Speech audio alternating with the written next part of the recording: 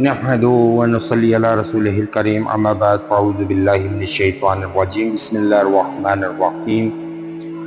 دشمن، انسان کے دشمن جب بڑھ جاتے ہیں یا انسان کو کوئی ایسا شخص عذر پہنچانے والی کرتا ہے کہ جو اپنی ہی صفوں میں موجود ہوتا ہے، اپنا بن کر اپنائیت میں عذر پہنچاتا ہے، تکلیف پہنچاتا ہے، یاد رکھیں دشمن ہی تمہیں شیر بناتا ہے اور دشمن ہی تمہیں شیر کی طرح بہادر بناتا ہے۔ زندگی میں دشمن کا وجود ہمیشہ نقصان دہ نہیں ہوتا، بلکہ بعض اوقات یہی دشمن انسان کے اندر چھپی ہوئی طاقت، ہمت اور صلاحیتوں کو بیدار کرنے کا سبب بنتا ہے۔ اگر راستے میں کوئی مخالفت نہ ہو، کوئی چیلنج نہ ہو اور کوئی تمہیں نیچا دکھانے کی کوشش نہ کرے تو شاید تم اپنی اصل قوت سے کبھی واقف نہ ہو سکو۔ شیر جنگل کا بادشاہ اس لیے نہیں کہ وہ ہمیشہ آرام کرتا ہے، بلکہ اس لیے کہ وہ ہر خطرے کا سامنا کرنے کی صلاحیت رکھتا ہے۔ اسی طرح انسان بھی مشکلات، تنقید اور دشمنی کے ماحول میں مضبوط بنتا ہے۔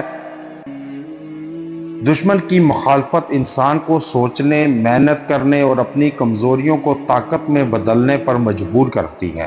جو لوگ تمہیں ناکام دیکھنا چاہتے ہیں وہ دراصل تمہارے لیے ایک امتحان ہوتے ہیں۔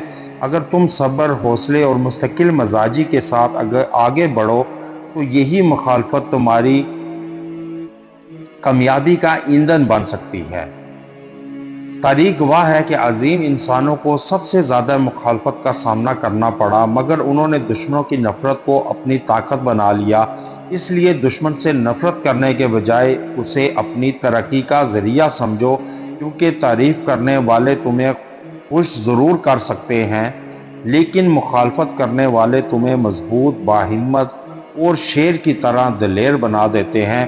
اصل بہادری یہی ہے کہ انسان حالات اور دشمنوں کے سامنے جھکنے کے بجائے اپنے کردار اور حوصلے اور عمل سے ان کا جواب دے۔